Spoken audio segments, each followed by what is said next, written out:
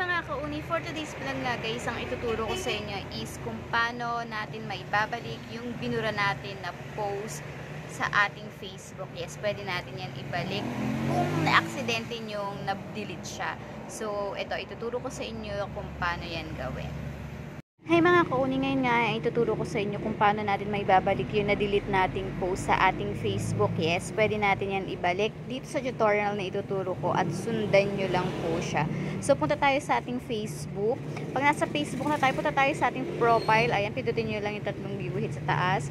And then, punta kayo dun sa inyong newsfeed. Ayan, kunwari itong duhat na to is i-delete ko siya. For example.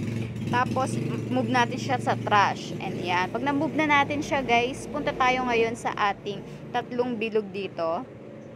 Ayan, wala na. Papakita ko sa inyo. Wala na, ha.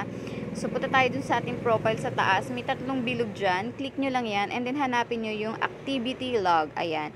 Pag nasa activity log kayo, punta kayo dun sa trash.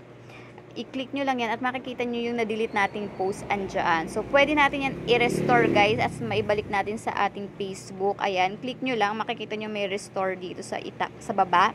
Or gusto nyo dito sa gilid, may tatlong bilog dyan. I-click nyo lang din at meron nakalagay dyan na restore to profile.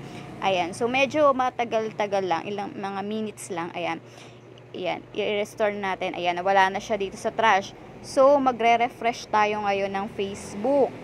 So, back lang tayo ngayon sa ating Facebook. Ayan. I-back natin yung Facebook natin. At maibabalik natin yung post na yan. So, diba, ayan. I-refresh muna natin. Ayan. And then, punta tayo ulit sa profile natin. Ayan, tingnan natin kung na-post na ulit. Ayan, guys. Bumalik na ulit, diba, yung na-delete nating post. At yan, meron na ngang meron ng like yan. So, ganun lang mag-restore ng picture na nabura nyo sa Facebook. Kaya kung ako sa inyo, guys, try nyo na yan.